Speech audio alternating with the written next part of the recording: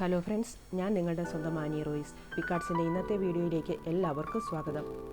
മിക്കവാറും എല്ലാ വീടുകളിലും എപ്പോഴും തന്നെ കാണാൻ സാധിക്കുന്ന ഒന്നാണ് അവല്. വളരെ പെട്ടെന്ന് തന്നെ നമുക്ക് ചെയ്തെടുക്കാൻ പറ്റുന്ന ഒരു സ്നാക്ക് റെസിപ്പിയാണ് അവൽ നനച്ചത്. മിക്കവാറും എല്ലാ വീടുകളിലും തന്നെ ഇത് ഉണ്ടാക്കാറുണ്ട്. പക്ഷേ എന്നും നമ്മൾ ഒരേ രീതിയിൽ കഴിക്കുമ്പോൾ ഒരു മടുപ്പാണ്. അതുകൊണ്ട് തന്നെ ഇന്ന് നമ്മൾ തികച്ചും വ്യത്യസ്തമായ രീതിയിൽ ഒരു അവൽ നനച്ചതാണ് ഇവിടെ തയ്യാറാക്കാനായിട്ട് പോവുക.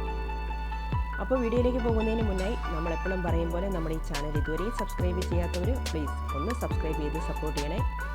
തൊട്ടടുത്തുള്ള ബെല്ലൈക്കൺ കൂടി പ്രസ് ചെയ്ത് ഓൾ എന്ന ഓപ്ഷൻ കൂടി സെലക്ട് ചെയ്താൽ നമ്മളിടുന്ന വീഡിയോസിൻ്റെ നോട്ടിഫിക്കേഷൻ അപ്പോൾ തന്നെ നിങ്ങൾക്ക് ലഭിക്കുന്നതായിരിക്കും. അതുപോലെ തന്നെ വീഡിയോ നിങ്ങൾ ലൈക്ക് ചെയ്ത് കാണാനും നിങ്ങളുടെ ഫ്രണ്ട്സ് റിലേറ്റീവ്സിനൊക്കെ ഒന്ന് ഷെയർ ചെയ്യാനും മറക്കരുത് കേട്ടോ. അപ്പോൾ വേഗം തന്നെ ഇതെങ്ങനെയാണ് തയ്യാറാക്കുക എന്ന് നമുക്കൊന്ന് കണ്ടു നോക്കാം. ഈ ഒരു സ്നാക്ക് തയ്യാറാക്കാനായിട്ട് നമ്മളിവിടെ ഇതുപോലെ 1 കപ്പ് അളവിൽ അവലെടുത്തിട്ടുണ്ട്. ആദ്യമേ തന്നെ നമുക്ക് ഈ അവൽ ഈ പാത്രത്തിലേക്കൊന്ന് ചേർത്ത് കൊടുത്തിട്ട് നന്നായിട്ടൊന്ന് വറുത്തെടുത്തിട്ട് വരാം. ലോ ഫ്ലെയിമിൽ വെച്ചിട്ട് വേണം നമ്മളിത് വറുത്തെടുക്കാനായിട്ട്. അതുപോലെ തന്നെ അവൽ വറുത്തെടുക്കുന്ന സമയത്ത് പാത്രത്തിന് അടിയിൽ പിടിക്കാതെ കരിഞ്ഞു പോകാതെ പ്രത്യേകം ശ്രദ്ധിക്കണം. അവലൊന്ന് ഫ്രൈ ആയി വന്നാൽ പിന്നെ നമുക്ക് ഫ്ലെയിം ഓഫ് ചെയ്യാം. കുറച്ച് അവൽ കയ്യിലെടുത്തിട്ട് ഇതുപോലെ ഒന്ന് തിരുമ്മി നോക്കുമ്പോൾ അത് നന്നായിട്ടൊന്ന് പൊടിഞ്ഞു വരണം. അതാണ് അവലിൻ്റെ പാകം എന്ന് പറയുന്നത്. നമ്മുടെ അവൽ ഇപ്പോൾ ഇവിടെ പാകത്തിന് ആയിട്ടുണ്ട്.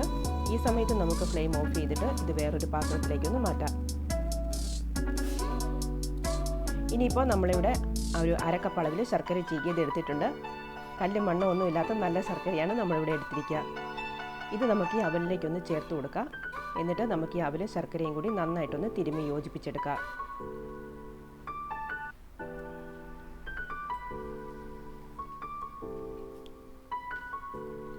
ഇപ്പോൾ നമ്മുടെ അവൽ ശർക്കരയെല്ലാം നമ്മളിവിടെ നന്നായിട്ടൊന്ന് മിക്സ് ചെയ്തെടുത്തിട്ടുണ്ട്. ഇനി ഇതൊരു 10 മിനിറ്റ് ഇവിടെ ഇരിക്കട്ടെ. ഈ സമയത്ത് നമുക്ക് ഇതിലേക്ക് വേണ്ടുന്ന ബാക്കി കാര്യങ്ങൾ കൂടി റെഡിയാക്കിയെടുക്കാം.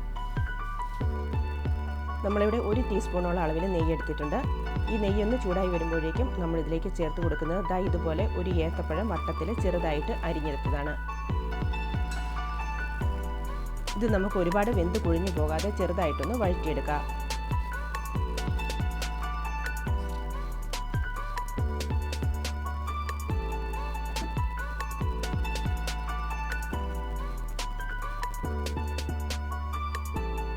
ഇതിപ്പോൾ ഇവിടെ പാകത്തിന് വെന്ത് ചെറുതായിട്ടൊന്ന് ഫ്രൈ ആയി വന്നിട്ടുണ്ട്. ഈ സമയത്ത് നമുക്ക് ഫ്ലെയിം ഓഫ് ചെയ്തിട്ട് ഇത് വേറൊരു പാത്രത്തിലേക്കൊന്ന് മാറ്റാം. ഇനി ഇതേ പാത്രത്തിലേക്ക് തന്നെ നമുക്ക് 1 ടീസ്പൂണോളം നെയ്യ് കൂടി ഒന്ന് ചേർത്ത് കൊടുക്കാം. നമ്മളിവിടെ ഇതുപോലെ കുറച്ചൊരളവിൽ നിലക്കടല എടുത്തിട്ടുണ്ട്. നെയ്യൊന്ന് ചൂടായി വരുമ്പോഴേക്കും നമുക്ക് ഈ നിലക്കടല ഇതിലേക്ക് ചേർത്ത് കൊടുത്തിട്ട് ഇതൊന്ന് ഫ്രൈ ആക്കി എടുക്കാം.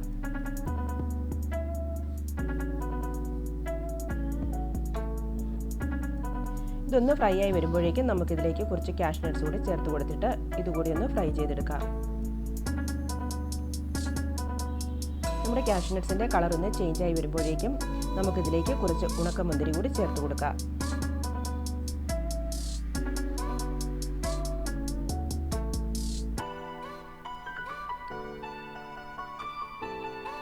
ഇതെല്ലാം ഒന്ന് പാകത്തിനായി വന്നാൽ പിന്നെ നമ്മളിതിലേക്ക് ചേർത്ത് കൊടുക്കുന്നത് കുറച്ച് വെളുത്ത എള്ളാണ്. ഇതെല്ലാം കൂടി നമുക്ക് നന്നായിട്ടൊന്ന് മിക്സ് ചെയ്തെടുക്കാം.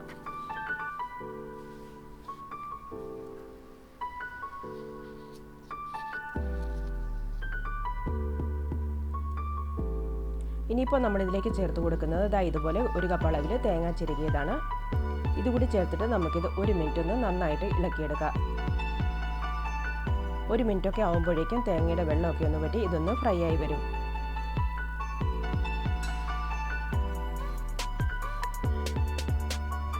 അപ്പോൾ നമ്മുടെ തേങ്ങയെല്ലാം ഒന്ന് ഫ്രൈ ആയി വന്നാൽ നമുക്ക് ഫ്ലെയിം ഓഫ് ചെയ്യാം. എന്നിട്ടിത് നമ്മൾ അവലും ശർക്കരയും കൂടി മിക്സ് ചെയ്ത് വെച്ചിരിക്കുന്നതിലേക്ക് ഒന്ന് ചേർത്ത് കൊടുക്കാം. ഒപ്പം തന്നെ നമ്മൾ ഫ്രൈ ആക്കി വെച്ചിരിക്കുന്ന പഴം കൂടി നമ്മൾ ഇതിലേക്ക് ചേർത്ത് കൊടുക്കുന്നുണ്ട്. ഇനി ഇതിലേക്ക് 1/2 ടീസ്പൂൺ അളവിൽ ഏലക്ക പൊടിച്ചത് കൂടി ചേർത്ത് കൊടുക്കാം. 1 ടീസ്പൂൺ അളവിൽ പഞ്ചസാര കൂടി നമ്മൾ ഇതിലേക്ക് ചേർത്ത് കൊടുക്കുന്നുണ്ട്. ഇതെല്ലാം കൂടി ഒന്ന് ബാലൻസായി വരാൻ വേണ്ടി ഒരു പിഞ്ചളവിൽ ഉപ്പ് കൂടി നമുക്കിതിലേക്ക് ചേർത്ത് കൊടുക്കാം. ഇനി ഇതെല്ലാം കൂടി നന്നായിട്ടൊന്ന് മിക്സ് ചെയ്തെടുക്കാം. ഇത്രയും ആയി കഴിഞ്ഞാൽ സൂപ്പർ ടേസ്റ്റിലുള്ള നമ്മുടെ അവൽ നനച്ചത് ഇവിടെ റെഡിയാണ് കേട്ടോ. നല്ലൊരു ടേസ്റ്റ് തന്നെയാണ് കേട്ടോ ഇതിന്. വളരെ ഹെൽത്തി ആയിട്ടുള്ള ഈ ഒരു അവൽ നനച്ചത് കുഞ്ഞുങ്ങൾക്കായാലും മുതിർന്നവർക്കായാലും ഒരുപോലെ ഇഷ്ടപ്പെടും. പതിവ് ശൈലിയൊന്നും മാറ്റിയിട്ട് ഇതുപോലെയൊക്കെ ഒന്ന് തയ്യാറാക്കിയാൽ അവലും പഴമൊക്കെ കഴിക്കാൻ മടിയുള്ളവർ പോലും ഒരുപാട് ഇഷ്ടത്തോടെ ഇത് കഴിച്ചു പോകും. അപ്പോൾ സാധിക്കുന്ന എല്ലാവരും ഇതൊന്ന് ചെയ്തു നോക്കുക. നമ്മുടെ ഈ കുഞ്ഞു വീഡിയോ എല്ലാവർക്കും ഇഷ്ടമായിട്ടുണ്ടെങ്കിൽ ലൈക്ക് ചെയ്യുക, ഷെയർ ചെയ്യുക, അഭിപ്രായങ്ങൾ പറയുക. പുതിയ വീഡിയോയുമായി നമുക്ക് വീണ്ടും കാണാം.